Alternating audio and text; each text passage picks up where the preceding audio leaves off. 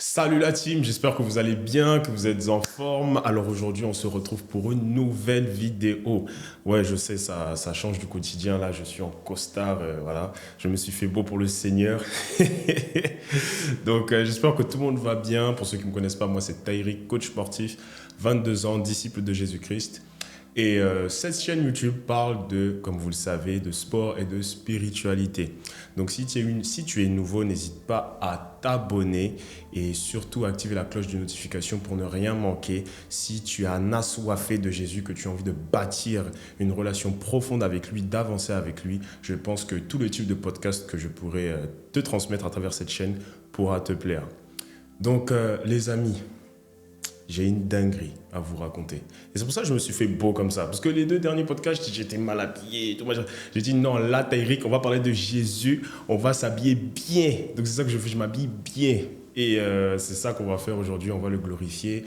Et j'espère vraiment qu'à travers ce podcast, tout ce que je veux pouvoir prêcher pourra t'inspirer et toi aussi te donner cette envie à ton tour de te rapprocher de Jésus, la personne et non la religion. Car encore une fois, Jésus est une personne. Il a dit qu'il est la vie. Comme il le dit dans Chemin, je suis le chemin, la vérité et la vie. Jean 14, verset 6, il n'a pas dit qu'il était la religion, il a dit qu'il était le chemin. Donc ça prouve bien que Jésus est venu ramener une personne, un amour, un être qui veut ton bien et pas une religion. Donc, avant de commencer, je vais vraiment vous parler d'une parabole que le Saint-Esprit m'a parlé, m'a transmis pendant mon jeûne. Comme vous le savez, ça fait maintenant 3 mois, comme certains d'entre vous, vous le savez, que j'ai donné ma vie à Christ, que je vis à travers lui et tout le reste. J'ai été baptisé par la grâce de Dieu il y a un mois de cela. J'ai fait ma prière du salut avant, en reconnaissant Jésus comme mon Seigneur et Sauveur. Et je peux vous le dire qu'en 3 mois, j'ai vécu des choses vraiment incroyables. Donc aujourd'hui, mis à part le fait de parler, je vais surtout manifester la puissance du Christ à travers les bonnes œuvres qu'il a pu mener dans ma vie en à peine 3 mois. Amen. Donc la première chose qu'on va faire, c'est qu'on va prier. Donc si tu regardes cette vidéo, je t'invite à incliner la tête si tu en as le désir. Et on va faire un petit temps de prière pour que le Saint-Esprit puisse se glorifier et pour que potentiellement tout ce que je dis puisse t'inspirer. Seigneur, au nom de Jésus, je prie qu'à travers ce podcast, tu puisses toucher des âmes, toucher des cœurs, pour que une personne, au moins une personne qui regarde ce podcast, puisse comprendre que tu n'es pas une religion, mais une personne et une rencontre. Je prie, Seigneur Père, qu'à travers ce podcast, tu peux me donner cette capacité de manifester ta puissance. Et je te prie également de manifester les paroles qui sortent de ma bouche, d'inspirer les paroles qui sortent de ma bouche et les pensées de mon cœur, pour que je puisse être en mesure de montrer ta gloire, montrer à quel point tu es puissant, et pour qu'une personne, au moins une personne qui regarde ce podcast, puisse ressortir bénie, touché au fond de son être. Au nom de Jésus, Amen. Donc on y va. J'ai une parabole à partager. Je vous l'avais dit, j'ai une putain de parabole à partager, désolé du terme. Et ça s'appelle la parabole du canal. C'est une parabole que le Saint-Esprit m'a partagée pendant mon jeûne. Donc on y va droit au but.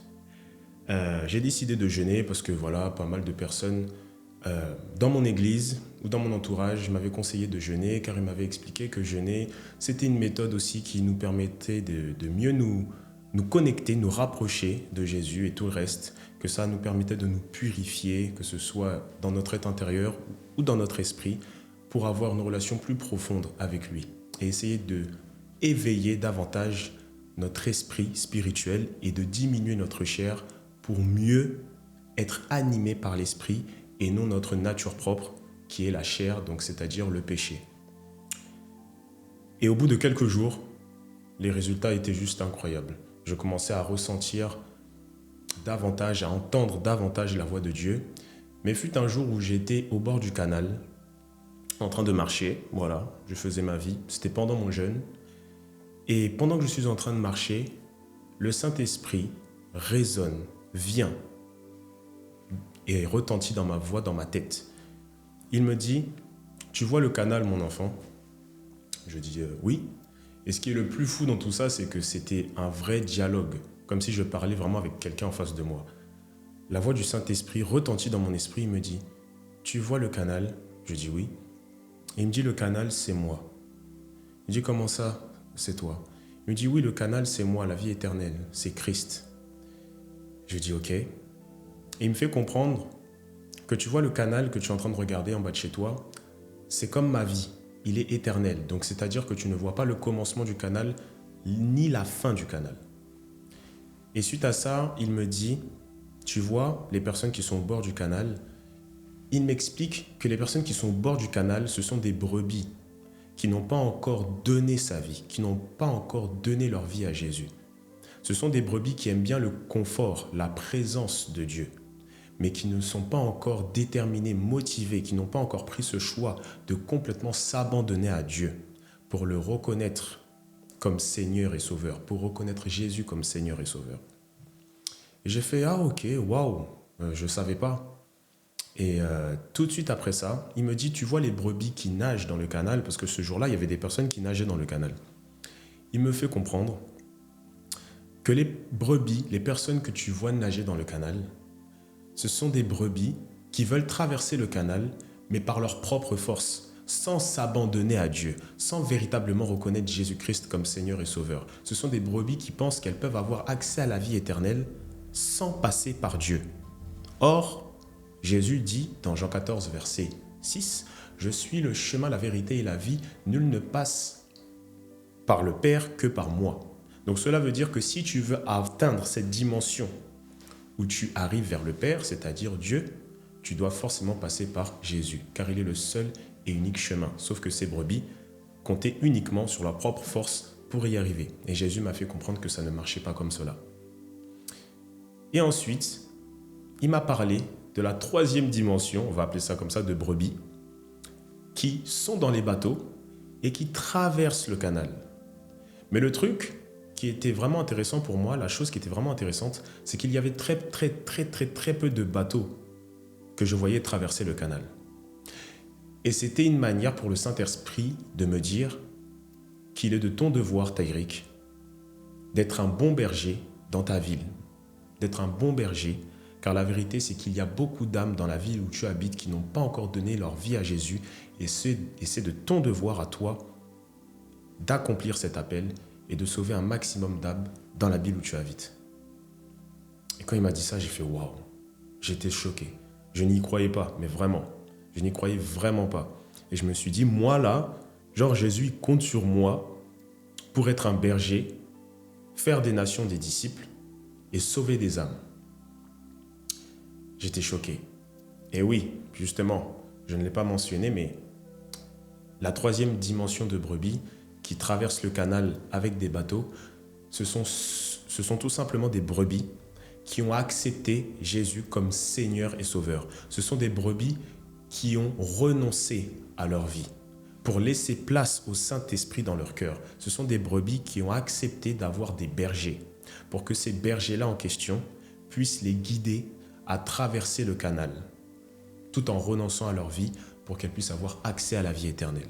Et il m'a dit, à chaque fois que tu vois des personnes traverser le canal en bateau, ce sont des personnes qui ont donné leur vie à Jésus, qui ont dit, j'ai fait ce choix à partir de maintenant de tout faire pour refléter la puissance de mon Seigneur et Sauveur qui est Christ, et qui se laisse emporter par un berger, c'est-à-dire par la personne qui conduit le bateau, vers la vie éternelle, c'est-à-dire vers Dieu. Et c'était juste incroyable. C'était juste incroyable cette parabole. Ça m'a vraiment pertiné, ça m'a vraiment choqué. Cette parabole m'a vraiment choqué, ça m'a vraiment inspiré. Ça m'a vraiment touché au cœur. Mais moi, maintenant, la question que j'ai pour toi, qui regarde cette vidéo, en tant que chrétien, ou tout simplement en tant que personne qui veut connaître Jésus, non à travers la religion, mais à travers la relation, car il y a une relation, une rencontre. C'est parmi les 3 dimensions de berger que je viens de citer. Tu fais partie de quelle brebis? Est-ce que tu fais partie de ces brebis qui sont dans le bord du canal, c'est-à-dire de ces chrétiens ou de ces personnes qui veulent Jésus, mais qui se contentent seulement d'aimer sa présence au bord du canal, sans réellement traverser le canal pour lui donner votre vie et avoir accès à sa vie qui est éternelle? Ou à la rigueur, est-ce que tu fais partie de ces brebis qui pensent qu'elles peuvent avoir accès au Père, donc c'est-à-dire Dieu, par leur propre force, en nageant, comme je vous l'ai expliqué précédemment? Ou est-ce que tu fais partie de ces brebis qui ont complètement renoncé à leur vie, renoncé à leur nature propre, qui est la chair, qui est le péché, pour laisser le Saint-Esprit rentrer dans leur cœur et être animé par une vie qui est liée à l'Esprit et non la chair, comme il est écrit dans Romains chapitre 8. Donne ta question, ta réponse. Donne ta réponse dans les commentaires. J'aimerais vraiment savoir où tu te situes dans ta vie spirituelle avec Jésus. Où tu en es. Est-ce que tu es au bord du canal ou est-ce que tu nages par tes propres forces en pensant que tu peux te sauver toi-même sans avoir besoin de Dieu? Ou est-ce que tu es vraiment dans le bateau? Tu traverses le canal avec un berger qui t'accompagne parce que tu as renoncé complètement à ta vie. Dis en commentaire où tu te situes et j'espère vraiment que cela pourra t'inspirer à vraiment à partir d'aujourd'hui, donner ta vie à Jésus et être dans le dépouillement, dans le renoncement, dans la repentance. Car comme il est écrit, il y a de la joie parmi les anges de Dieu quand un seul pécheur se répand. Donc je prie pour que tu puisses te repentir, être dans la repentance, renoncer à ta nature, renoncer au péché, pour que tu puisses ainsi dominer ta chair, rentrer dans cette dimension où tu vis à travers l'Esprit de Dieu qui est ta véritable identité, et pour que tu puisses toi aussi être en mesure de manifester le Christ et changer ta vie en à peine 3 mois, comme c'est le cas pour moi, par la grâce de Dieu. Amen. Donc, maintenant que je vous ai partagé cette parabole sur le canal, j'espère que vous l'avez comprise. Je pense avoir été clair en tout cas. Je vais vous parler maintenant de 4 versets. J'ai choisi 4 versets qui pourront vous aider potentiellement à connaître votre identité en tant que chrétien, quand on a foi en Dieu, quand on croit en Jésus. Car malheureusement, je sais qu'il y a beaucoup de chrétiens, beaucoup de personnes qui veulent se rapprocher de Jésus, mais qui ne connaissent pas leur identité en tant que chrétien, qui ne connaissent pas leur identité en tant que personnes qui ont choisi Jésus dans leur vie.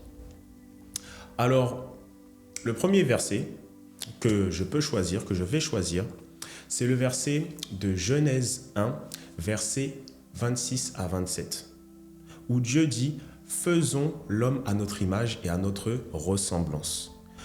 Donc, à travers ce verset-là, à travers cette phrase, on peut comprendre que Dieu nous a fait à son image et à sa ressemblance. Et un peu plus bas, il dit, c'est Moïse qui dit, dans Genèse 1, versets 26 à 27, « Dieu créa l'homme à son image et il le créa à l'image de Dieu ». Donc, il faut que tu comprennes que Dieu, il t'a fait à sa ressemblance. Et sa ressemblance à lui, c'est de te faire à son image, dans le but que tu puisses le refléter sur terre. C'est comme si, en gros, tu étais un Dieu vivant, comme Christ. Car Christ, Jésus, quand il est arrivé sur terre, c'était une fusion de l'homme et de Dieu. Jésus était à 100% humain, 100% divin. Et toi, Dieu en tout cas, t'appelle à être pareil. Car il t'a fait à sa ressemblance, il t'a fait dans le but que tu puisses le refléter, pour que tu puisses accomplir sa volonté sur la terre comme au ciel. Amen. Ça, je sais que c'est quelque chose que beaucoup de chrétiens ne savent pas, et c'est pas grave, on est tous passés par là. Moi, le premier, ça fait que 3 mois. Mais encore une fois, Dieu te laisse le libre arbitre. Dieu ne te force pas. Dieu ne te force pas à l'aimer. Car encore une fois, si Dieu t'a fait à son image, ce n'est pas par hasard. C'est bien pour que tu puisses le glorifier, le désirer, l'élever, l'aimer de tout ton cœur. Alors je sais, la prochaine question qui peut arriver, c'est « Mais pourquoi je suis chrétien? Pourquoi je veux de Jésus? Mais j'ai l'impression que dans mon cœur, je ne l'aime pas assez. » Et bien c'est parce que justement, Dieu te laisse le libre arbitre. Car seul Dieu est bon, seul Dieu est parfait. Dieu est le juste juge, comme on le dit dans la Bible. Dieu, si tu crois en lui, il veut que ça se fasse de ton plein gré, à toi. Il ne veut pas te l'imposer. Il veut que ce soit vraiment une décision, un choix, que tu aies décidé dans ton cœur qu'à partir de maintenant, je décide de refléter mon Seigneur et Sauveur qui est Christ. Et c'est pour cela que, comme beaucoup de chrétiens, tu as ce sentiment de vivre une vie chrétienne qui est vide. Ça fait que pendant des années, tu as dit que tu étais chrétien, que tu avais foi en Jésus, mais ce n'est pas pour autant que tu as des témoignages à partager. Ce n'est pas pour autant que tu ressens sa puissance dans ton cœur, pardon. Ce n'est pas pour autant que tu entends sa voix ou qu'il te partage des paraboles. Et ça, c'est bien pour une raison. C'est bien parce que tu n'as pas conscience encore de ton identité. Donc le premier verset, c'est ça, c'est de savoir que Dieu t'a fait à son image dans le but que tu puisses le refléter et accomplir sa volonté sur la terre comme au ciel, comme il est écrit dans la prière de notre Père. Notre Père qui es aux cieux, que ton nom soit sanctifié, que ton règne vienne, que ta volonté soit faite sur la terre comme au ciel. Donc il faut que tu comprennes que donner ta vie à Jésus, ce n'est pas à prendre à la légère, c'est un choix de vie. Quand on dit dans la prière que ta volonté soit faite sur la terre comme au ciel, ce n'est pas juste une prière qu'on balance comme ça et puis après on va dormir comme si de rien n'était. C'est vraiment un choix, tu dois le penser de ton cœur, de tout ton être, pour que tu puisses bâtir ta vie à travers le roc. Le roc qui est Jésus, c'est-à-dire la parole de Dieu. Car comme il est écrit, tout homme qui construit sa parole sur le roc, donc c'est-à-dire la parole de Dieu, je la comparerai à un homme prudent qui a construit sa maison justement sur le rocher. Toute personne qui entend le royaume, toute personne qui entend la parole de Dieu et la met en pratique, je la comparerai à un homme prudent qui a construit sa maison sur le rocher. Tout simplement. On enchaîne avec le deuxième verset que je vous ai choisi. Le deuxième verset que je vous ai choisi, c'est Romains 8, verset 15. Alors je vais le citer parce que j'ai pris mes petites notes. Et vous n'avez pas reçu un esprit d'esclavage pour être encore dans la crainte. Mais vous avez reçu un esprit d'adoption par lequel nous crions « Abba Père ». Donc il faut que tu comprennes à travers ce verset dans Romains 8, verset 15, que Dieu, tu n'as pas à te sentir comme un esclave vis-à-vis de Dieu. Dieu ne te voit pas comme un esclave, Dieu te voit comme un enfant. Et si tu veux savoir la définition, Abba, c'est un mot araméen qui signifie papa ou père bien-aimé. Donc, ce qu'il faut que tu comprennes à travers ce verset, c'est que Dieu n'est pas une autorité malsaine. Dieu n'est pas un grand méchant loup. Dieu n'est pas un responsable de travail, comme tu peux en avoir en tant qu'employé dans le milieu du travail. Dieu n'est pas toutes ces choses-là. Dieu est un père qui veut ton bien, un père qui t'a aimé le premier sans condition. Et un père qui t'a tant aimé qu'il a donné son fils à la croix afin que quiconque ne croit en lui ne périsse point, mais ait accès à la vie éternelle. Comme il est écrit dans Jean 3, verset 16.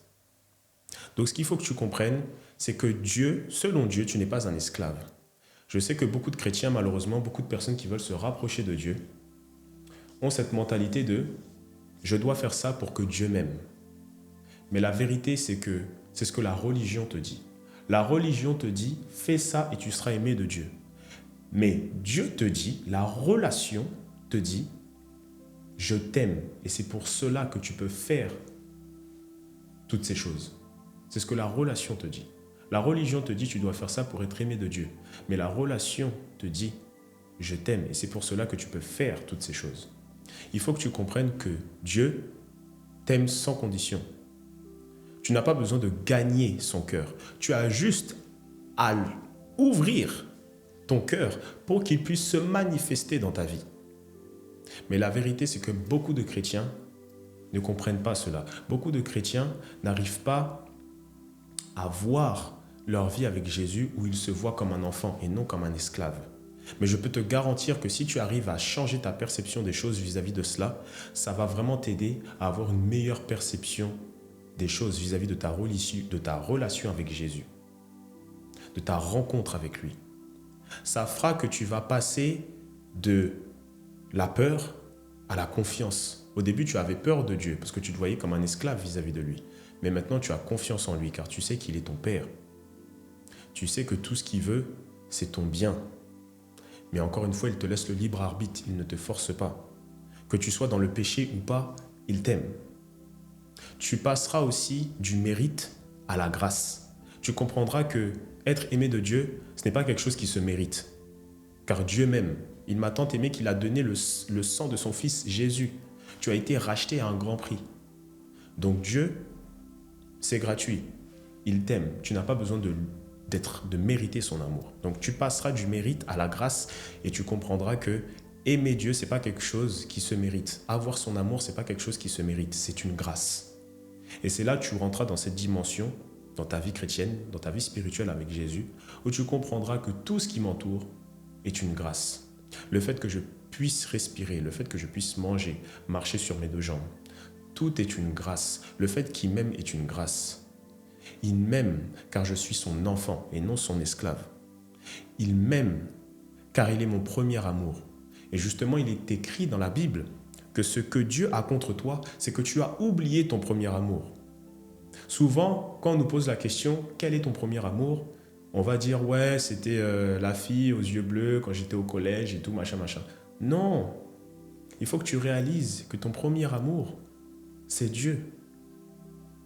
Car il est le premier. Il est l'alpha et l'oméga. Il est celui qui a accepté tes péchés. Il est celui qui a accepté tes imperfections. Il est celui qui a envoyé Jésus, son Fils, pour te sauver, pour que tu puisses te réconcilier avec lui, avoir accès à son pardon et avoir accès à sa vie qui est éternelle. Il faut vraiment que tu comprennes que ce symbole de la croix, quand Jésus est crucifié et ressuscité le troisième jour, ça a vraiment permis à Dieu de faire habiter le Saint-Esprit dans chacun de notre être, de notre corps. Et c'est pour ça que il faut que tu aies conscience que le Saint-Esprit est déjà en toi.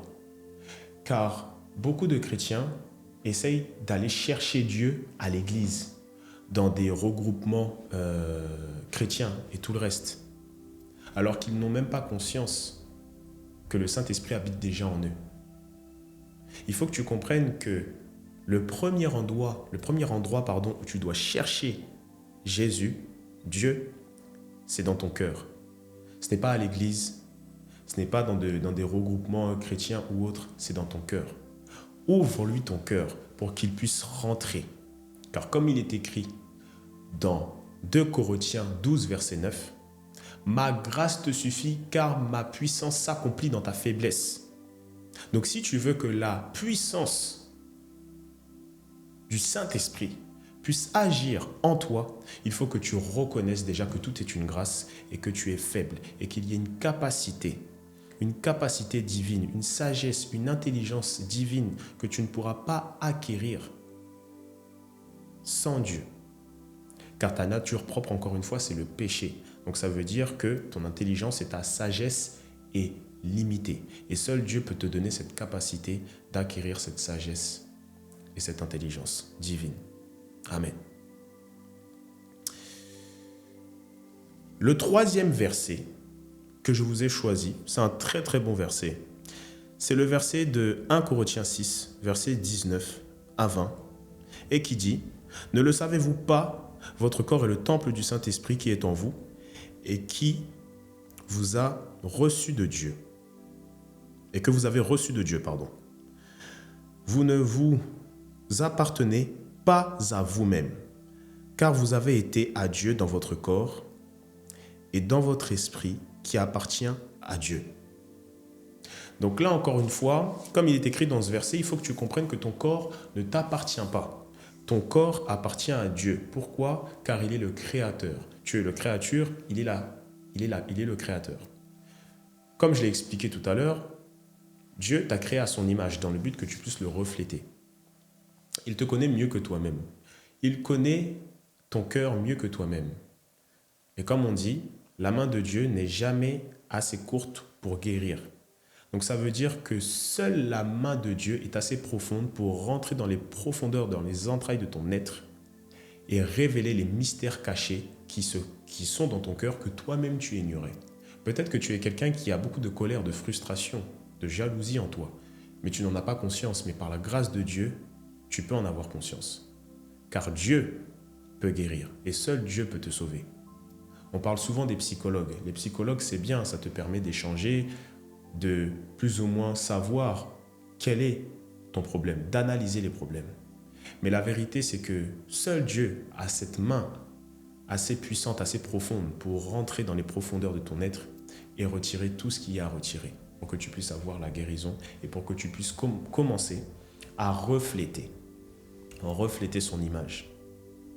Car il faut que tu comprennes que comme Dieu t'a fait à son image, il t'a donné cette capacité d'aimer, il t'a donné cette capacité de créer, il t'a donné cette capacité de pardonner et il t'a donné cette capacité aussi de dominer spirituellement le monde qui t'entoure. Dieu t'a donné toutes ces capacités. Mais tu n'es pas en mesure de refléter toutes ces capacités car tu n'as pas encore ouvert ton cœur à lui.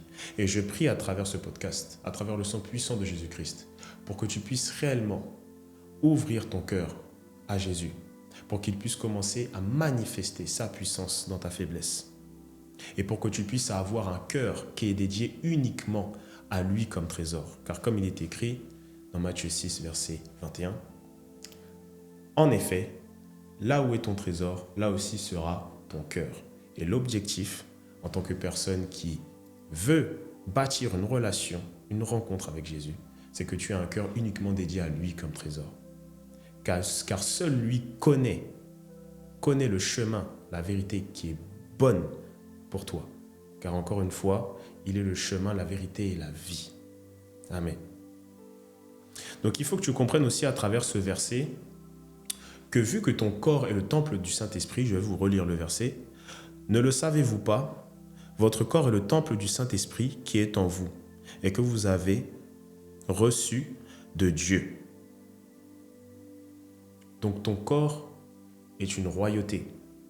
Il faut que tu comprennes que tu es un peu comme un Dieu vivant, un mini Jésus sur terre. Il faut vraiment que tu le reflètes. Tu es une royauté. Ton corps est le temple du Saint-Esprit.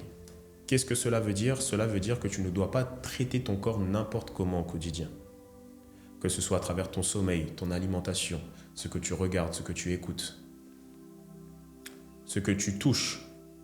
Il faut vraiment, en tant que chrétien, en tant que disciple, en tant que personne qui veut suivre Jésus et bâtir sa vie à travers lui, que tu dois vraiment rentrer dans cette dimension où ce n'est plus ta nature propre qui te domine, c'est-à-dire ta chair, le péché qui habite en toi, mais où c'est l'Esprit de Dieu qui prend le relais et qui te permet de refléter sa gloire pour que tu puisses commencer à te rattacher aux choses dans les cieux qui sont éternelles plutôt qu'aux choses terrestres.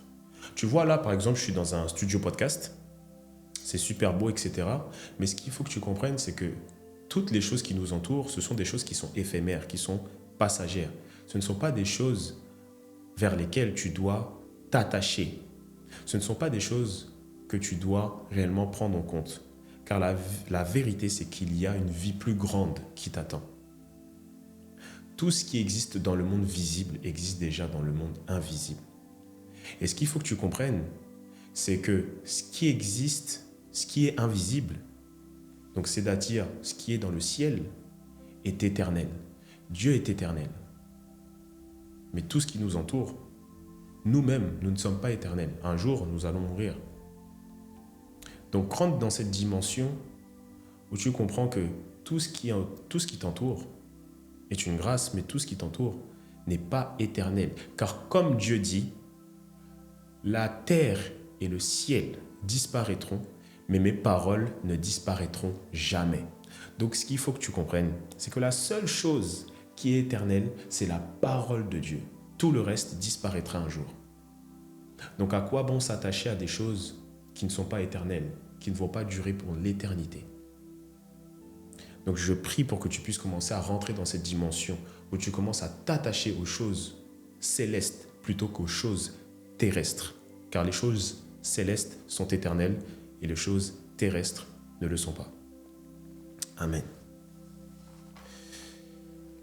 Je pense que c'est important aussi de dire, avant de passer à la suite, qu'il faut que tu reconnaisses surtout en tant que chrétien, en tant que personne qui veut suivre Jésus, que ta chair est faible. Comme il est écrit dans le livre de Matthieu, Veillez et priez afin de ne pas céder face à la tentation. Car l'esprit est bien disposé, mais la chair est faible. Pourquoi Dieu dit que ta chair est faible?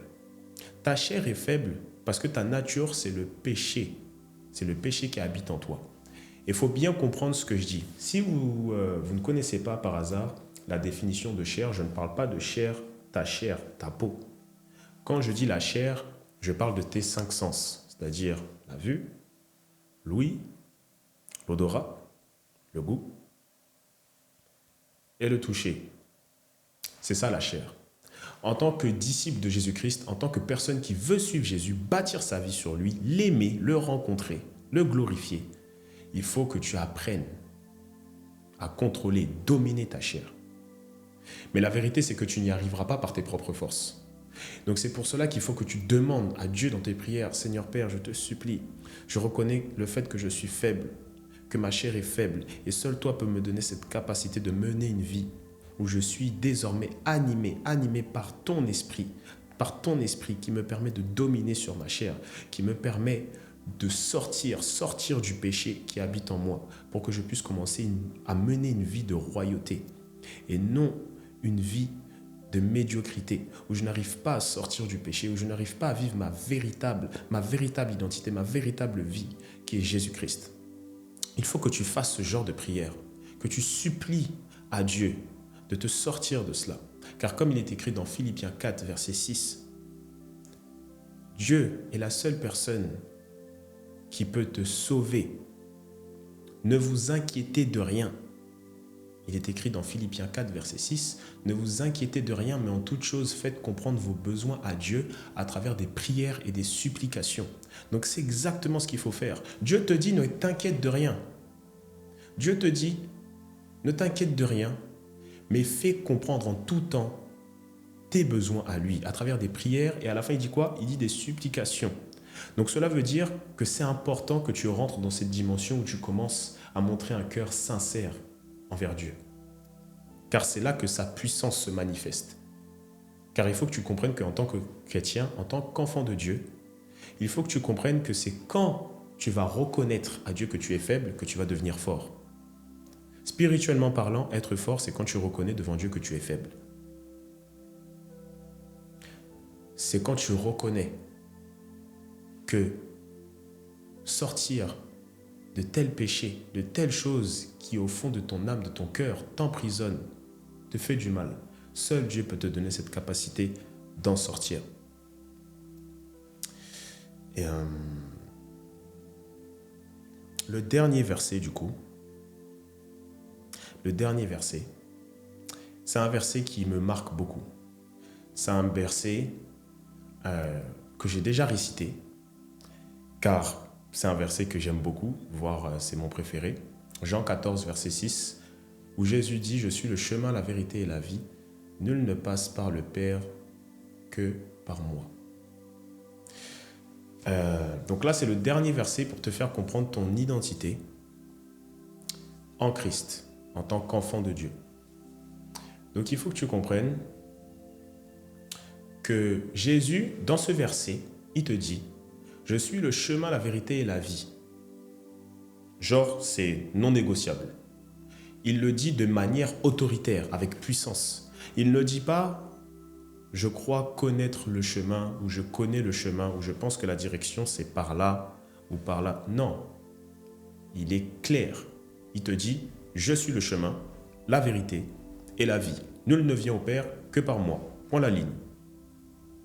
Donc il faut que tu comprennes que, à travers ce verset, le seul chemin qui te permet d'avoir accès au Père, donc c'est-à-dire Dieu, c'est Christ. Donc, parce qu'avant de connaître le Père, il faut connaître le Fils, qui est Jésus. Il faut que tu l'acceptes, que tu le reconnaisses comme Seigneur et Sauveur, comme celui qui a porté tous tes péchés sur lui à la croix, pour que tu puisses vivre, avoir cette capacité de te racheter vis-à-vis de Dieu, et pour avoir cette chance de le glorifier et de mener une vie à travers l'esprit et non selon le péché qui habite en toi, ta chair. Malheureusement, on vit dans un monde où beaucoup de personnes ont envie d'imposer d'imposer leur vérité, où beaucoup de personnes veulent imposer à tout le monde leur idéologie. Il faut que tu comprennes que Dieu n'est pas une méthode, il n'est pas une religion, il n'est pas une morale, il n'est pas quoi d'autre? Il n'est pas une religion, il n'est pas toutes ces choses. Dieu est une personne. La vie spirituelle, c'est une personne. Et cette personne-là, c'est Jésus-Christ. Donc il faut vraiment que tu comprennes que la parole, la Bible, je vais vous montrer. Il faut vraiment que tu comprennes que ce livre-là, ce n'est pas une connaissance intellectuelle. Il faut vraiment que tu comprennes que ce livre, ce n'est pas juste un livre. C'est une personne. Et cette personne-là, c'est Jésus-Christ. C'est une personne qui te permet de vivre ta véritable vie. C'est une personne qui te permet de vivre ta véritable vie. Et c'est pour ça que si tu lis la Bible ou si tu as ce désir de lire la Bible, je te conseille non seulement de la lire, mais de la méditer, de la vivre. C'est-à-dire d'essayer de mettre en pratique dans ta vie spirituelle tout ce que tu lis. Car Jésus n'est pas une religion, il est une relation. Jésus n'est pas une méthode, Jésus n'est pas une connaissance intellectuelle, Jésus n'est pas une morale, Jésus n'est pas toutes ces choses. Il est une personne. Donc, je tenais vraiment à le préciser, car beaucoup de chrétiens, je pense, j'en suis sûr même, et moi j'ai fait cette erreur, se contentent seulement de lire la parole de Dieu, mais sans chercher à la méditer, à la mettre en pratique, à la vivre. Et comme il est écrit dans la Bible, celui qui entend la parole de Dieu, mais ne la comprend pas, ne la médite pas, le diable viendra et enlèvera ce qui a été semé dans son cœur. Donc ce qu'on doit comprendre, c'est que si tu veux manifester la puissance du Seigneur Jésus-Christ dans ta vie, si tu veux refléter l'image que Dieu a donnée de toi dans ta vie en tant que chrétien, il faut que tu médites la parole jusqu'à qu'elle soit imprégnée dans ton cœur, qu'elle vit dans ton cœur, pour que le malin ne puisse point venir et l'arracher. Et c'est ça qui te permettra justement de rentrer dans cette dimension où tu es animé par l'Esprit et où tu commenceras à éteindre de plus en plus ta chair, le péché qui habite en toi, où tu prendras un peu plus le contrôle sur ta chair, donc c'est-à-dire tes 5 sens, comme je l'ai expliqué tout à l'heure. Amen. Car si tu ne le fais pas, ce sera trop facile pour le malin de venir et de te déstabiliser, d'enlever dans ton cœur, dans ton âme, tout ce que tu as essayé de faire rentrer, parce que tu t'es contenté seulement de lire la parole et pas la méditer. Donc médite la parole et essaye de la mettre en pratique. Dès que tu lis un verset, essaye de le mettre en pratique dans ta vie. Par exemple, il y a un verset qui dit en effet, là où est ton trésor, là aussi sera ton cœur. Donc on comprend qu'à travers ce verset, là où est ton cœur, là sera ton trésor. Si ton cœur est dédié uniquement à l'impudicité, ton trésor dans la vie, ce sera l'impudicité.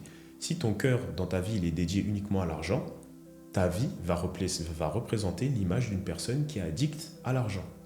Donc ton trésor, ce sera l'argent. Etc., etc., etc. Mais toi, ton but en tant qu'enfant de Dieu, c'est d'avoir uniquement sa parole comme trésor, d'avoir uniquement lui comme trésor, pour que tu puisses refléter sa gloire, refléter sa puissance dans tes actes. Car c'est bien beau de parler de Jésus sans cesse, mais c'est encore mieux quand tu es en mesure de faire sortir toute la semence qu'il a mis dans ton cœur pour que tu puisses être en mesure de la faire ressortir et refléter sa gloire sur terre pour être en mesure de faire sortir toutes les bonnes œuvres qu'il a créées, qu'il a semées en toi. Car encore une fois, comme je l'ai dit déjà tout à l'heure, le Saint-Esprit habite déjà en toi. Le fait qu'il ait donné son Fils à la croix, ça lui a permis d'habiter dans chacun d'entre nous. Donc avant d'aller chercher Dieu à l'église, et encore une fois, ce n'est pas parce que je dis ça qu'il faut que tu négliges ta vie spirituelle et que tu négliges le fait d'aller à l'église, etc. Il faut aller à l'église, il faut lire la Bible, c'est important. Mais avant de faire tout cela, sache que Dieu, dans un premier temps, se trouve là, avant d'aller le chercher ailleurs. Ce que je pourrais rajouter, c'est que Jésus, comme il le dit à travers ce verset, dans Jean 14, verset 6, il dit qu'il est le chemin. Donc on comprend que donner sa vie à Jésus, c'est un chemin, c'est un voyage. C'est un voyage qui est rempli de hauts et de bas, bien sûr, mais c'est un voyage où tu sais que peu importe ce que tu traverses, Dieu, le Saint-Esprit, sera à tes côtés. C'est un voyage où, encore une fois, Dieu, qui est ton Père, c'est un voyage vraiment où Dieu va t'éduquer, il va t'aimer, il va te transformer, il va te corriger. Il va tout simplement se comporter comme un père avec toi. Car pour lui, tu es son enfant et non son esclave, comme je l'ai mentionné tout à l'heure. Et c'est pour ça qu'il faut vraiment que tu adoptes cette mentalité d'enfant avec Dieu. Tu sais, on a beaucoup à apprendre des enfants. On a beaucoup à apprendre des enfants. Un enfant n'a aucun problème à dire ce que tu lui dis. Un enfant n'a aucun souci à entendre ce que tu lui dis plutôt. Un enfant n'a aucun problème à faire confiance. Un enfant n'a aucun problème à suivre. Un enfant n'a aucun problème à être inoffensif. Alors tu vas me dire que ça peut être un défaut, un inconvénient dans le monde. Car dû à cela, ça fait qu'ils peuvent facilement être manipulés, etc. Mais sache que selon Dieu, être comme ça, c'est la meilleure des choses. C'est la meilleure des choses au monde. Car comme il est écrit dans la Bible, celui qui n'accueille pas le royaume des cieux comme un petit enfant n'y rentrera pas. Donc ce qu'il faut que tu comprennes, c'est que Dieu veut que tu retrouves ton cœur et ton âme d'enfant. Et je prie à travers cette vidéo, ce podcast, à travers le sang puissant de Jésus-Christ, pour que tu puisses garder et surtout revenir à ton âme d'enfant. Parce que crois-moi, il est beaucoup plus facile pour Dieu, qui est Jésus, il est beaucoup plus facile pour le Saint-Esprit de te rapprocher de tes enfants que de toi. Si par hasard tu es un chrétien et que tu as des enfants, crois-moi qu'il est plus facile pour le Saint-Esprit de se rapprocher de tes enfants que de toi. Car tes enfants ont cette capacité à renoncer à eux-mêmes, à renoncer à leur volonté. Ils ont cette capacité à suivre, à faire confiance. Regarde comment tes enfants n'ont aucun souci à te suivre, à t'obéir, à te faire confiance, sans même réfléchir. Il faut que tu sois pareil. Il faut que tu te présentes comme un enfant devant Dieu. Comme un enfant qui veut apprendre, qui a soif d'apprendre. Comme un enfant qui est sevré. Comme un enfant qui pendant plusieurs mois s'est contenté de se nourrir à travers le lait de sa maman, mais qui reconnaît qu'à partir de maintenant, il a besoin d'une nourriture plus solide. Et cette nourriture plus solide, c'est la parole de Dieu. Et c'est cette parole de Dieu qui va te permettre de commencer à sortir, à refléter les bonnes œuvres que le Saint-Esprit a semées dans ton cœur, car il habite déjà en toi. Amen. Les enfants, d'une certaine façon, sans même le savoir, sont humbles. Car ils ne cherchent pas à débattre. Ils se contentent simplement de suivre, de faire confiance. Et c'est ce que nous devons faire. C'est parce que sache qu'au début, tu n'étais pas comme tu es aujourd'hui. À l'âge adulte, en général, on est beaucoup plus sous la méfiance. On a tendance à avoir un cœur beaucoup plus endurci que les enfants. Donc ça fait qu'on fait moins facilement confiance à autrui et toutes ces choses. Mais sache que Dieu au départ ne t'a pas créé avec un cœur comme ça. C'est la société dans le monde dans lequel on vit qui inconsciemment ou consciemment a créé ton système de pensée et a reflété l'image de ton cœur. C'est les expériences de ta vie qui t'ont blessé, qui fait que consciemment ou inconsciemment, tu as créé des barrières de protection dans ton cœur. Des barrières de protection. Et ces barrières de protection-là ont ramené une semence dans ton cœur qui est liée à la méfiance, la colère, la tristesse, la jalousie, toutes les sales expériences de vie que tu as pu mener, vivre dans ta vie, sont des choses, malheureusement, qui ont pu éloigner ton cœur de Dieu, te faire perdre ton cœur, ton âme d'enfant, que Dieu désire plus que toute autre chose. Et c'est pour ça que Dieu le dit encore une fois, garde ton cœur plus que toute autre chose, car de lui viennent les sources de la vie. Il te dit garde ton cœur plus que toute autre chose. Ça veut dire plus que ta voiture, plus, je sais pas moi, plus que ton boulot, plus que femme, plus que ton copain, plus que toute autre chose. La première chose que tu dois t'assurer, si tu veux marcher avec Jésus, c'est que tu puisses garder un cœur qui a son image, pour que tu puisses refléter sa gloire et pour que tu puisses regagner ton âme d'enfant que tu as perdu au fur et à mesure des années. Dieu a beaucoup d'expériences malsaines, beaucoup d'expériences qui t'ont brisé le cœur et qui fait que inconsciemment, ça a ramené des forteresses, des prisons intérieures dans ton cœur liées à la colère, la jalousie, la méfiance, et qui fait que maintenant, faire confiance à Dieu, c'est beaucoup plus difficile pour toi qu'un enfant. Amen.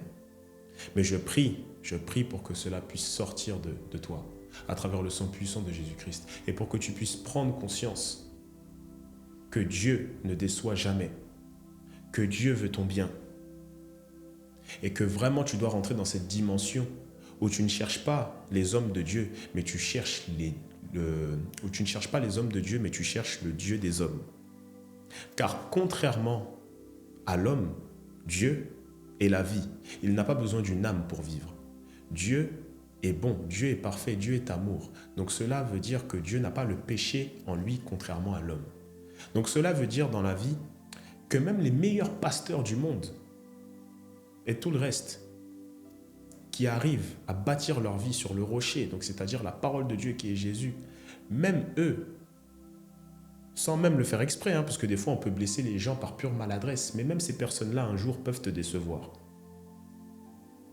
Mais moi, à partir de maintenant, je te conseille vraiment de chercher Dieu. De ne pas chercher les hommes de Dieu, mais de chercher le Dieu des hommes. Toutes ces personnes, tous ces pasteurs, toutes ces personnes dans le monde entier qui ont choisi de prendre et de décider de choisir Jésus comme Seigneur et Sauveur, toutes ces personnes qui ont pris ce choix de le choisir lui et pas autre chose, pose-toi la question. Pourquoi ils ont pris ce choix? Pourquoi moi j'ai pris ce choix aujourd'hui de te parler de Christ? Pourquoi j'ai pris ce choix de faire une vidéo dans le but d'éveiller ton esprit, de semer quelque chose dans ton cœur pour que tu puisses potentiellement toi aussi te rapprocher davantage de Jésus et d'aller à sa rencontre? C'est bien parce que Dieu est réel. C'est bien parce qu'il y a une puissance. Il y a une puissance qui se manifeste dans nos vies si on se rapproche de lui avec sincérité, avec des cœurs qui reconnaissent que nous sommes faibles sans lui, avec des cœurs qui ont envie, qui ont soif de lui. Et c'est pour ça que je prie surtout pour que tu puisses commencer à faire des prières de supplication, à faire des prières où tu reconnais que, Seigneur, il y a des choses dans mon cœur que je sais ne viennent pas de toi. La jalousie, la colère, l'amertume, toutes ces choses, ce ne sont pas des choses qui viennent de toi. Et souviens-toi, comme je l'ai dit au début du podcast, Dieu t'a donné cette capacité d'aimer comme lui. Et justement, l'un des commandements les plus importants, c'est d'aimer ton prochain comme toi-même. Dieu t'a donné cette capacité. Mais comme tu n'as jamais réussi pendant toutes ces années d'aller à sa rencontre, parce que peut-être tu l'as cherché à travers les hommes et pas à travers lui-même, car Dieu, contrairement à l'homme, ne déçoit jamais, ça t'a peut-être braqué et ça t'a peut-être détourné de la vraie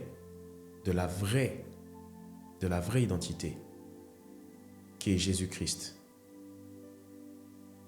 qui est une rencontre et pas une religion.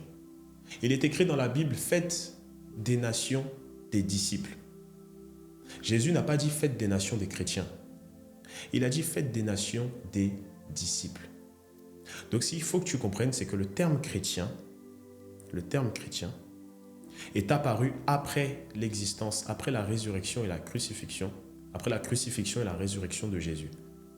C'est venu après, dans le livre des Actes, je crois.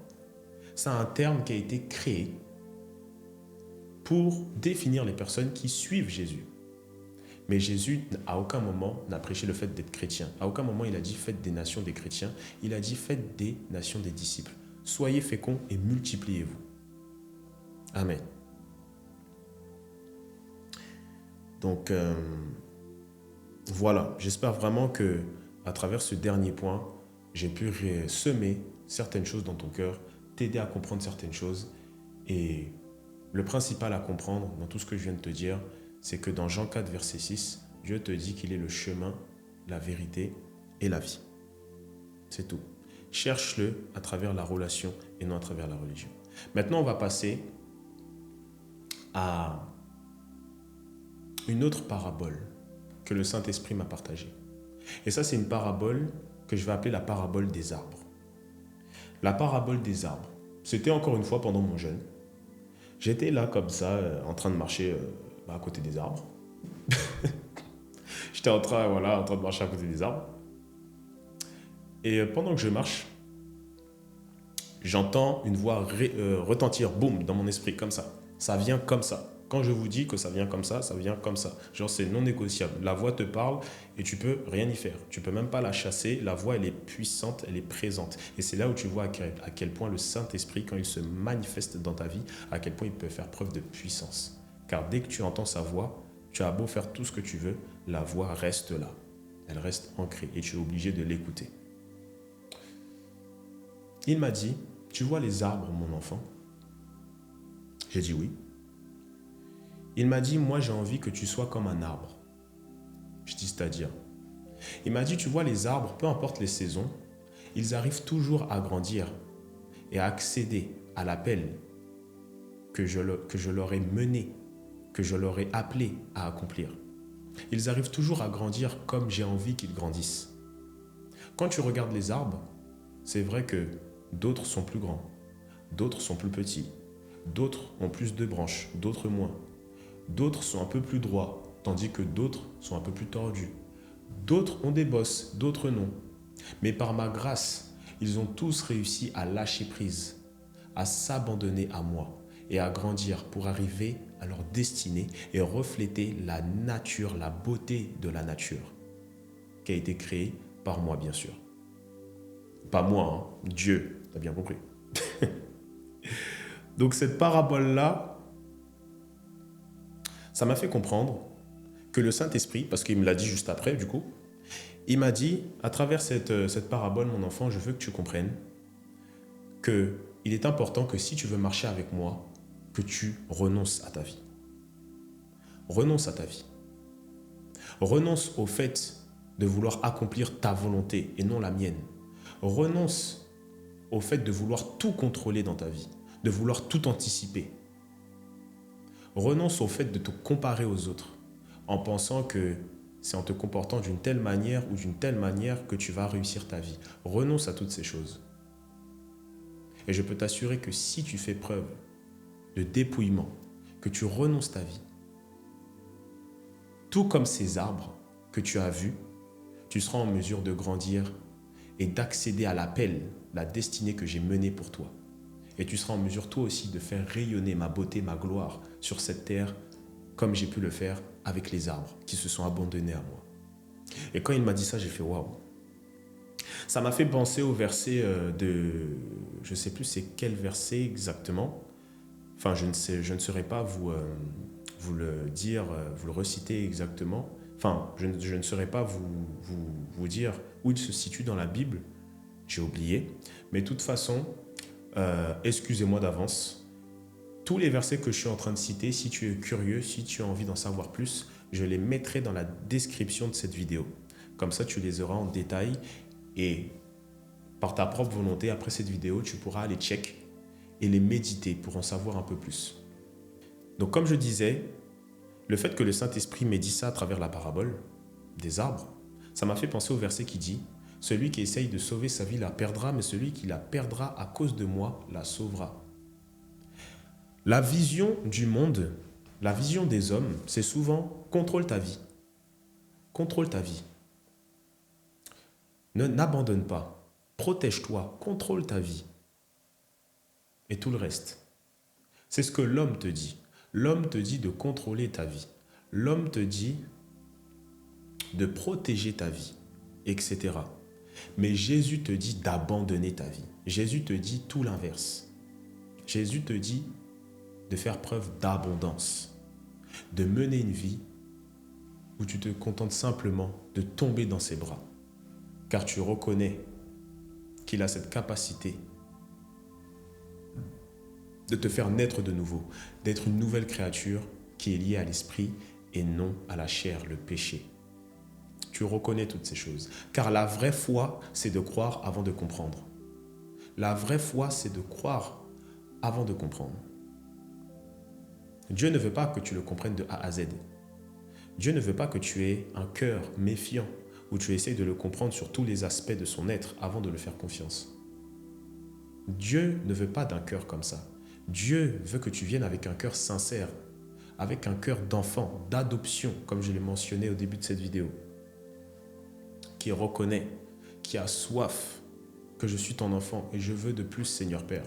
Je ne veux pas forcément tout comprendre de toi. Je veux simplement que tu m'aides dans ma vie, car j'ai foi en toi.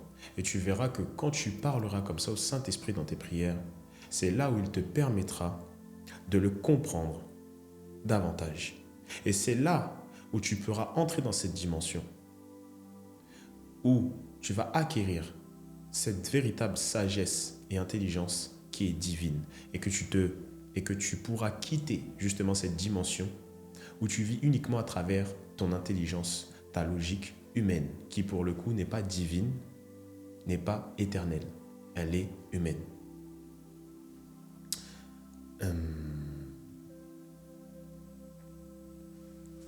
C'est important, c'est très important de faire toutes ces choses. Et pourquoi je vous rappelle, pourquoi je vous parle de cette parabole? Parce que malheureusement, beaucoup parmi nous, on a ce désir de vouloir tout contrôler. Mais la vérité, c'est que tu ne peux pas suivre Jésus et en même temps garder ta couronne sur la tête.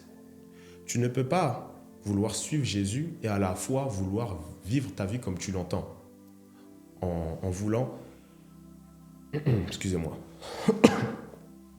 en voulant accomplir ta volonté et pas la volonté de ton Père qui est dans les cieux. Donc il faut que tu fasses un choix en tant que chrétien, en tant que personne qui veut suivre Jésus, qui l'aime, qui veut le connaître, qui veut aller à sa rencontre. Il faut que tu fasses un choix. Soit j'abandonne ma vie pour glorifier mon Seigneur et Sauveur qui est Christ, ou soit je décide de rester dans le péché, dans ma nature propre qui est la chair, qui est le péché, qui ne permet pas de vivre ma véritable identité. Donc c'est comme si, au final, tu décides de croire en Dieu, d'avoir foi en Dieu, mais à distance. Et ça revient un peu à la parabole du canal que j'ai expliqué tout à l'heure. Les brebis qui sont au bord du canal, donc c'est-à-dire au bord de la vie éternelle, au bord de Jésus, car ils aiment bien la présence de Jésus. Ils aiment bien la présence de Dieu. Ils aiment bien le sentir. Ils aiment bien toutes ces choses. Mais ce n'est pas pour autant qu'ils renoncent complètement à leur vie. C'est comme s'ils voulaient avoir une vie, à la fois je veux ma volonté et celle de Dieu. Mais Dieu te fait comprendre que ce n'est pas possible. Dieu te fait comprendre, c'est soit ma vie, soit tu continues à mener une vie humaine qui ne te permettra jamais de me rencontrer véritablement, qui ne te permettra jamais de vivre ta vie divine, qui ne te permettra jamais de connaître cette véritable sagesse, cette véritable intelligence. Je vais vous parler d'un verset qui va vous permettre de vous... je vais vous parler d'un verset qui va vous permettre vraiment de renoncer à votre vie. Et à travers ce verset, j'espère vraiment que cela pourra vous aider à être dans la repentance, à abandonner votre vie. Tout à l'heure, on était sur un sujet où je parlais de votre identité quand vous êtes chrétien. Mais maintenant, je vais vous parler d'un ou deux versets qui vous permettra de comprendre comment, maintenant que vous connaissez votre identité, comment vous pouvez davantage renoncer à votre vie pour mieux laisser le Saint-Esprit agir dans votre vie. Et ce verset-là, c'est le verset de Luc 9, verset 23-24, qui dit « Celui qui veut réellement être mon disciple, qu'il renonce à lui-même, qu'il se charge de sa croix et qu'il me suive. Car celui qui essaye de sauver sa vie la perdra, mais celui qui la perdra à cause de moi la sauvera. » Donc Dieu dit que si tu veux réellement le suivre, il faut que tu renonces à toi-même, c'est-à-dire ta nature. Il faut que tu t'assures de porter ta croix chaque jour.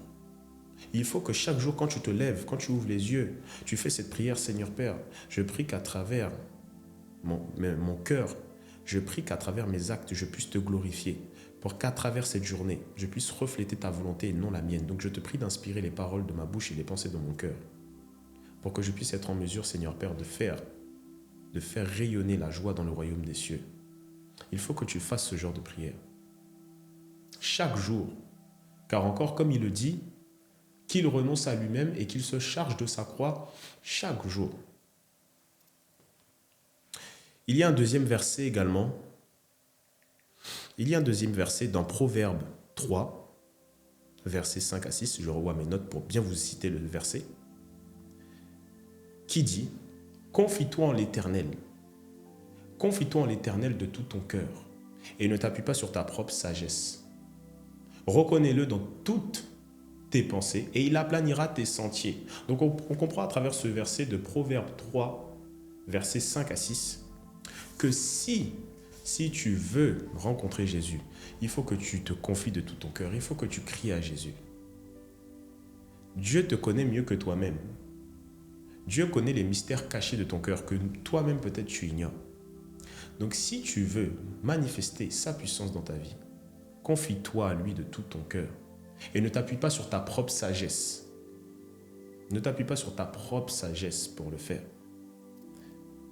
Et si tu agis ainsi, il créera tous les sentiers dans ta vie. Si vous ne savez pas c'est quoi un sentier en général c'est les petites rues étroites, les petites routes qu'on peut retrouver dans les montagnes ou dans les jardins. Si tu te confies à l'Éternel de tout ton cœur, si tu es sincère, si tu lui fais confiance, comme un enfant le ferait, il aplanira tous tes sentiers, toutes les petites voies étroites que tu dois prendre pour être en mesure de toujours glorifier, faire sa volonté. Il les fera et il t'accompagnera dans ta vie pour s'assurer que tu puisses être en mesure de prendre ces sentiers-là. Un autre verset, c'est le verset de Jacques 4, verset 6. Il y en a encore deux, et puis après ce sera fini pour aujourd'hui. L'avant-dernier, c'est tout simplement « Dieu résiste aux orgueilleux, mais il fait grâce aux humbles. » Ok? Donc à travers ce verset, on comprend que ce que Dieu veut, c'est l'humilité. Dieu ne veut pas que tu aies un cœur rempli d'orgueil. Dieu veut que tu aies cette humilité de reconnaître que sans lui, tu n'arriveras pas à accéder à la destinée qu'il a menée, qu'il a créée pour toi. Et c'est pour ça qu'il est important, dans tes prières, encore une fois, de demander à Dieu de briser ton cœur, de briser ton cœur, de le faire rentrer dans l'humilité. Car Dieu, vu qu'il t'a fait à ton image et que tu es son enfant, il sait ce qu'il y a dans ton cœur. Donc s'il y a de l'orgueil, sache que Dieu va te résister. Parce que si tu es orgueilleux, cela ne laisse pas la place à Dieu d'agir. Cela ne laisse pas la place à Dieu de pouvoir se manifester. Car encore une fois, comme il le dit, ma grâce te suffit, car ma puissance s'accomplit dans ta faiblesse. Donc demande à Dieu à travers des prières de briser ton cœur. Mais une chose qui est importante, c'est que si tu veux que la puissance du Saint-Esprit se manifeste dans ta vie, il faut non seulement que tu pries, mais que tu veilles. Car comme il est écrit, veillez et priez afin de ne pas céder face à la tentation. Donc, ce que le Saint-Esprit te dit, c'est que si tu veux que sa puissance se manifeste, il faut non seulement que tu pries, mais que tu veilles. Veiller, c'est tout simplement s'assurer à ce que tes actes au quotidien, tes actions, soient cohérentes, ressemblent à tes prières. Tu ne peux pas demander, tu ne peux pas supplier à Dieu de sortir, par exemple, de la masturbation, de l'impudicité, et puis après, dans tes actes, ne même pas montrer que tu as envie d'en sortir. Ne même pas essayer de mettre des actions en place pour arrêter de regarder du porno, pour faire tout ce qu'il faut faire pour arrêter la masturbation. Si tu te contentes simplement de prier sans veiller, sans montrer à Dieu à travers tes actions que tu es prêt à tout faire pour sortir de l'impudicité, ça ne marchera pas. Ça ne marchera pas. Donc, aie toujours en tête qu'il faut prier et veiller pour que la puissance du Saint-Esprit puisse agir. Et le dernier verset, c'est le verset de Romains 8, verset 28. Et ça, c'est l'un de mes préférés. Ça dit « Toutes choses concourant au bien de ceux qui aiment Dieu ». Malheureusement, il y a beaucoup de chrétiens. Il y a deux dimensions. Chrétien charnel, chrétien spirituel. La différence entre les deux, c'est qu'un chrétien charnel, dès qu'il a une épreuve difficile, il va dire « J'en ai marre, si Dieu existe, je ne devrais pas vivre ça, etc., etc. » Donc tout de suite après, il se braque, il quitte Dieu et il ne revient plus jamais. Ça, c'est un chrétien charnel qui est trop rattaché à sa nature propre et qui ne laisse pas un cœur pour laisser le Saint-Esprit rentrer en lui pour qu'il puisse justement vivre sa véritable vie qui est Jésus. Un chrétien spirituel, c'est un chrétien qui, peu importe les douleurs, les souffrances qu'il vit dans sa vie, il va toujours voir cela comme une opportunité pour se rapprocher de Dieu. C'est ce que ce verset signifie. Toute bonne chose concourant au bien de ceux qui aiment Dieu. Donc un chrétien spirituel, il va toujours voir, peu importe à quel point c'est douloureux, que ce soit la perte d'un proche, que ce soit le fait de s'être blessé, le fait d'avoir perdu un poste, il va toujours voir ça comme une opportunité pour apprendre une leçon de Dieu. Que ce soit le fait de sortir de l'orgueil, d'être plus patient, etc. Il va voir chaque opportunité pour se rapprocher de Dieu. Pourquoi? Car il a un cœur qui aime véritablement Dieu. Et c'est pour ça qu'il est important que tu aimes Dieu de tout ton cœur, que tu te confies à lui avec sincérité. Car si tu ne l'aimes pas, tu feras partie de ces chrétiens charnels qui, à chaque fois qu'ils vont vivre un obstacle difficile, vont simplement se contenter de dire « Si Dieu existerait, si Dieu existe, je ne suis pas censé vivre tout ça. » Alors encore une fois, ça peut arriver de temps en temps de rétrograder, de moins prier. Ça nous arrive, on est humain. Et de nous éloigner un peu de Dieu. Mais si tu aimes véritablement Dieu, tu finiras toujours par revenir. Et je prie à travers le sang puissant de Jésus-Christ pour que tu puisses être un chrétien spirituel et non un chrétien charnel. Amen.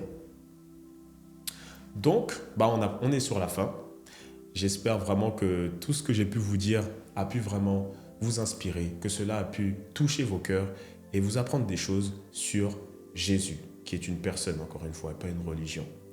On va clôturer cette vidéo. On va clôturer cette vidéo à travers un temps de prière. N'hésitez pas à mettre des commentaires pour dire ce que vous avez pensé et si vous aimez ce type de contenu pour que je puisse en faire plus souvent.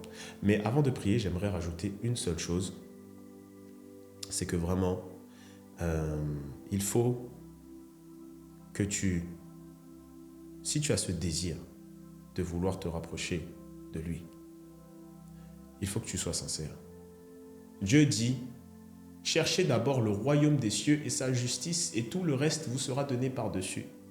Donc si tu veux vivre ta véritable identité, si tu veux être le temple, si tu veux être une véritable royauté sur cette terre, si tu veux manifester la puissance de Jésus parce que tu l'aimes, ta foi en lui, il faut que tu cherches d'abord le royaume, Dieu. Malheureusement, on est beaucoup à chercher l'argent, la fame, les filles, plein d'autres choses avant Dieu. Dieu veut que tu le places au centre. Et je prie pour que tu puisses, à partir de maintenant, placer Dieu au centre. Chercher d'abord son royaume, sa justice, avant tout le reste. Car comme il te dit, si tu cherchais en premier, tout le reste te sera donné. Donc quand on dit tout, c'est par exemple le fait d'avoir une opportunité de travail, le fait d'acquérir de l'argent, le fait d'avoir des meilleures relations, l'aspect financier, professionnel, personnel, tout le reste te sera donné. Et je peux en constater moi-même, car en à peine 3 mois, en cherchant véritablement Dieu, il m'a déjà donné pas mal de choses. Et j'ai plein d'autres témoignages à partager, mais on le refera dans une autre vidéo. J'espère que ça vous a plu. On va faire un temps de prière et ensuite on clôture. Seigneur Père, merci pour ce podcast. Merci Seigneur Père pour m'avoir donné cette capacité de prêcher l'évangile, de prêcher ta parole, pour être en mesure d'inspirer, de toucher au moins un cœur, une seule personne à travers ce podcast. Seigneur Père, nous te bénissons, je te dis merci. Merci pour tout ce que tu as fait aujourd'hui et je prie pour que tu puisses continuer à manifester ta gloire, pour que ta volonté puisse être faite sur la terre comme au ciel, au nom de Jésus. Amen. Donc les amis, maintenant que j'ai dit tout ce que j'avais à dire par la grâce de Dieu, on va clôturer et j'ai quelques livres à vous partager. Alors un livre, le premier livre, c'est le livre qui s'appelle « Sortir des prisons intérieures ». Et c'est un livre qui a été créé par mon père spirituel à l'église ICC dans le 7-7 et mon père pasteur Ivan Castanou, et qui parle vraiment d'avoir cette capacité de pouvoir sortir, de pouvoir enlever dans son cœur toutes les forteresses, toutes les prisons intérieures qu'on peut avoir dans notre cœur, qu'on a laissé entrer dans notre cœur. Donc toutes les choses, c'est-à-dire toutes les choses que tu ressens dans ton cœur qui ne sont pas de Dieu, liées à la colère, le sentiment d'abandon, le rejet, ce livre-là en question te permet de comprendre pourquoi ça arrivait là et comment s'en sortir pour ne plus y être. Donc je vais essayer de vous mettre le lien pour que vous puissiez l'acheter, si cela vous intéresse, pour que vous puissiez checker. Donc pour clôturer, je prie que tu puisses renoncer à ta vie, que tu puisses maintenant savoir que tu es un enfant de Dieu, que tu es un enfant, un fils ou une fille de Dieu et non un esclave, et pour que tu puisses maintenant renoncer à travers le sang puissant de Jésus-Christ à ta vie. Donc on va clôturer avec ce temps de prière. Seigneur Père, je te remercie pour ce podcast. Merci pour tout ce que tu as fait. Merci Seigneur Père d'avoir inspiré les paroles de ma bouche et les pensées de mon cœur. Je prie, j'espère que ce podcast a pu au moins toucher au moins une seule personne pour que ta gloire puisse se manifester, pour que ta puissance puisse être connue, puisse être glorifiée. Seigneur Père, je te remercie de tout cœur pour ce que tu as donné, fait aujourd'hui. C'est par ta gloire, ta puissance que j'ai pu faire ce podcast et non la mienne. Et je prie qu'à travers cette vidéo, une personne puisse commencer à rentrer dans cette dimension où ils vivent une relation, une rencontre avec toi et non une religion. Seigneur Père, nous te remercions au nom de Jésus. Amen. Likez la vidéo les amis, n'hésitez pas à mettre des commentaires pour dire si vous en voulez encore plus de ce type de contenu. Likez la vidéo, partagez et on se dit à très bientôt pour plein d'autres témoignages quand j'en ai encore beaucoup d'autres à partager. Prenez soin de vous et que Dieu vous bénisse abondamment. Ciao.